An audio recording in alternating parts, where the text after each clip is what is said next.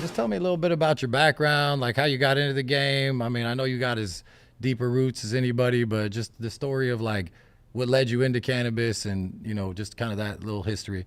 I mean, probably the same reasons as you, But as initially, it was probably like the California legalization thing. I was already kind of like, doing my thing, and then I was like, you know, the legalization movement kicked off here before everywhere else. So What year was that? I mean, the first year I got active really like in this kind of like what we know as cannabis game nowadays is like 2008. But I had already like prior to that been, illicitly doing things. However, but that was the first year that I like jumped into the Prop 215 thing would be 2008. And you were doing work in Texas? No, I was out here in OC. My first time I ever got any, units that we were kicking off was from a plug in San Diego. So I was in SoCal at the time. Nice. 2008. So that's 2008, and then like just run it up through, to today, like, well, maybe that's too much, but like from Yeah, 08 to like, there was a lot of, it was just a lot of different things, but I eventually ended up going up to San Francisco to go to like the Cannabis Cup. That was the 2010 High Times Medical Cannabis Cup, and it was one of the first ones. I think it was the first one, maybe the second one. And so I went up there to meet with some, just to network and stuff. And then some people I met there kind of like caused me to start having interest to go to SAC. So I was going to SAC and talking to people, meeting with people there and doing my thing. And I ended up moving to Sacramento in 2012. And that's where I met some of the guys I still work with, obviously. And then about 2016, shortly probably around this time, around the end of summer, me and my homie he had a little grow going, and we were going to get another spot, another house with me and him together. And, I just was like on that. It was like Alien Labs was kind of already popping, and, a couple of the other local, Cookies was doing, Cookies was actually Connected at the time, but Connected was putting out Cookies. we're actually like, it goes Cookies, Yeah. Connected, Hey, you're part Catalyst, of that story. I'm You're kind of part that of story, the, of course. I seen Burner the other day, and I was like, really? I'm your like grandbaby, dog, right? Yeah, Like, we're all his sons for Yeah. sure. So yeah, that part, and then I just decided that it was a good time to kick off a brand. We were in Sacramento at the time, so he was in between Sac and Texas. We ended up moving back him out and me out to Sac permanently, where we had the house that I'm speaking about in end of 2016, and started moving on this current movement. So when did you start Doja, the brand? That's what I'm saying. 2008 or so straight away? No, 2016. Oh, 2016. That's what I was saying. Yeah. That year was the year that we decided to. Nice. So you were, Sac seems like a little epicenter. I know you got, Caleb up there, Nate D. Sounds like you're doing a little work with the Alien Labs based on the Garage Grow. Like, how was it coming up with, all those games? And again, shout out to Caleb. I've got to know Ted, better over the years, but really Caleb, was a mentor to me early in the game. So I know you got some relationships there. Yeah, I wasn't working with them. Still working with Sac was a good hub for sure. I mean, it still is. It was very influential in that era as far as like some of the first big warehouses in that region and stuff were kind of in Sac, because they were the first ones that were, I think, if I remember, they were just like more progressive with some of the things they were allowing and stuff. So people were transitioning from like the traditional old school garage and house grows to commercial, real estate grows, and you were seeing that more in Sacramento, and it was like under like where it was like locally approved type shit. So it was like the feds were kind of like, Obama or whatever had that little thing where they told people not to. Obama doctrine or the memorandum. Some shit where they were like not supposed to be really fucking with people that were like state compliant, and like SAC had a registry, of cultivators. So I think that had a lot to do with it. The dispensary game, the delivery service game, just the demographic of SAC. But I think it's got one of the coolest weed cultures. I mean, it's got probably, in my opinion, the coolest weed culture in not just the state, but probably everywhere. I mean, as far as the brands and stuff, what I mean? Like, and just the people, the demographic of the smokers there is cool. So back then you're doing more on the grow side, or you kind of starting to taste I mean, make? I always did what I do now, kind of thing. But like, I've always kind of also been involved on both sides. You can kind of look at it like if you're, a server in a restaurant. But I still went to culinary school. I run the front of the house, but I know how to work. I know how to cook still. You know what I mean? So, I'm not like up to standard with the current.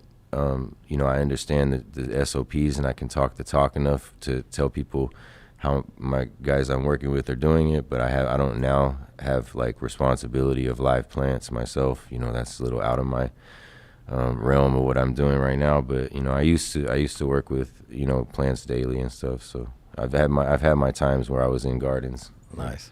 So then, like of 215, any cool stories, little scrapes, I mean, there's things all that you can kinds of share? stories, Yeah, drop man. a couple. I Just ones that maybe people that don't know, or I always hard to like say the 'em cool without ones, like any run-ins with law that you could share, or just whatever, Jack Boys, or all the stuff that bad front, everything that was going on. I mean, all the law enforcement stories are scary. I mean, one time, okay, here's a good one that just popped in my head. Yeah, there we go. That's one time whenever Sherbinski was still kind of like, it was still kind of like before the orange, before the brand, before the orange. Back in like just the Sherbinski. That was like our first purple strain. The Baccio, just back in the days when you would get turkey bags of Baccio and Mochi and shit like that. I met him over in the East Bay, like off of the freeway one time in the Prop 215 era, of course. And I was working with him pretty heavily at the time. But I remember meeting him off the freeway on some shit that I normally wouldn't do because we were both in a hurry, and he was coming from Frisco, from the city, and I was coming from Sac, so I met him like in East Bay, El Cerrito or something off the freeway, and I just popped my trunk. He threw the weed in the trunk, came over, dapped me up, and I took off, and I got on the freeway, and about like 3 minutes after getting on the freeway, I got pulled over. And I was like, oh shit, they must have seen, like, at first I don't know what they know, Right. So like I pulled that up. feeling right Yeah, there. Like, yeah. yeah. So I pulled over, and I think I exited the exit and then made a right and then just pulled over, and then they came up, and I don't even remember what they said. They were just like, something, boom, get out of here. And I was like, all right, cool. So it was not really a crazy story, but to me at the time it was crazy. I don't want to go too far into deep of the other stories and stuff that have happened, but that was a crazy one. Just meeting with like Sherbinski probably like the third time ever, and he was just like throwing me these. I hadn't even paid for them yet, like, got pulled over. Shit could have went south, but yeah, those were the first ones. I was able to get our hands on that Sunset Sherbert cut. That was like the first purples. Back then, I think we were getting like, I don't know, 22 to 24. Once we got that cut, yeah, those were high. Those were high. 34. Those were 32. That's what I was gonna say. Yeah. Those were 30. All the sherbs and stuff were like, that shit made the stuff go to 32 for sure. Because it was like you said, it was like 2,400 for good weed. So maybe like your boys might tell you 28 if they had some, like, up north in Frisco, you'd hear some shit about being 28. Then those were like 32. Then you start hearing the 4Ks. Caleb's the king. I know. He would pull it. Yeah. Caleb's the reason everything went to 4K. Yeah. I always say he's the one guy I know that stayed at 4K for the longest time. Respect of anybody. He had a lot of influence over the market too. Like he set that price point. A lot of people followed suit to that. Because the demand sustained. He charged 4K on the wholesale market in Prop 215 days, and the demand sustained. He still could sell it all at that. So yeah, I can neither confirm nor deny that we got those connected pound bags. Yeah, of course. And dropped them in there. And then soon after that was when with the biscotti, but what was the one before that? Gelato, then the biscotti. Then biscotti. Yeah, but so the I was biscotti was one of the biggest drops ever. That shit was crazy. I was a little late to each party by like 4 months, but just getting it when it was kind of played out, but not all the way played out. Right. And even we had like a couple 20 lighters indoors, and a 60. Like it makes like you get an extra $1,000 a pound, like because it costs just as much to grow. Just as much electricity, just as much labor to grow a $2,400 pound. So, shout out to Sherbinski. That was our first purple Sunset Sherbert strain. Sure. I don't really, as far as crazy stories, I mean, another crazy one is like when we had that grow in Sac. This isn't crazy, but it's just typical grow stuff. Like I had to like sell this. I own this house. I didn't own it outright, but I had got a mortgage on this house, and I had like some equity in it, like 40K or 50K. And so I ended up selling the crib just to cash out my equity to be able to build out this like garage grow where we like put up, we like built, put framing in and everything, and it had like, it wasn't fully sealed, but it was like as close to that as you can get in a garage type shit. It was a decent little build out in retrospect, but we put a lot into it. And then in like the second, I think the second harvest, the first one where we were really going to actually have some, some shit that was viable and was going to make money off of, we got that letter from the SAC city that we had to do the inspection. So we tore everything down, put it just the plants. We left all the equipment up, took all the plants down, put them in a U-Haul truck, parked the U-Haul truck down the street, took the lights down, just put them in the corner. That way the dude came in, it looked like we used to operate a grow or whatever. We didn't have plants in there at the time.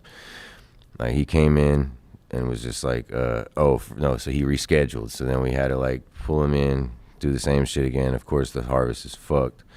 And he comes in, and basically when he came in, he was like, yeah, something tell you running a grow. And, ended up to where we ended up having to tear the shit down because it wasn't cool. Right. They were at the time, this was when they were kind of transitioning over.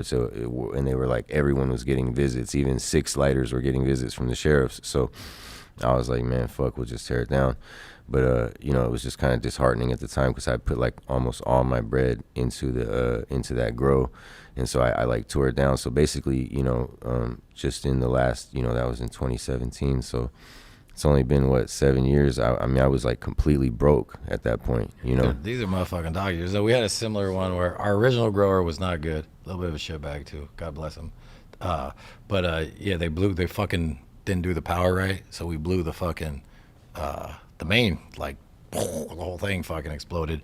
And they knocked, and then we had to take it all fucking, same thing. Took the fucking L and hella shit used to burn down. Like it used to be pretty sketchy. My boy that I used to grow with burned a house down one time. You know what I mean? He was on the news. Like there's hella shit that happens. Well, this guy ended up burning a house down in San Francisco, like a few years later, and then he came down here to like do some it was a long story, do some contracting. Then he almost burnt this shit down. Yo, this dude told me, that same dude that I'm saying, he told me one time, like when I was like, when he was setting up the power at one of the first cribs that I was doing with him in SAC in like 2012, and he was like, I was like, man, you sure this is like, you don't think we should have like your electrician homie look at this shit? And he was like, look, bro, I've already burned a house down.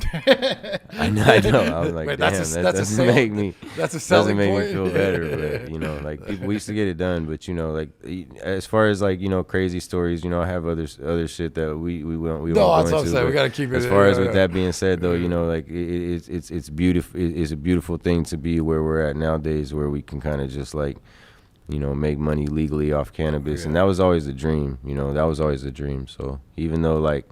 I always want it to be bigger than it is. It's like whatever. It's just hard. It's hard work, consistency, and at least part of what's supposed to be going on is already happening. So.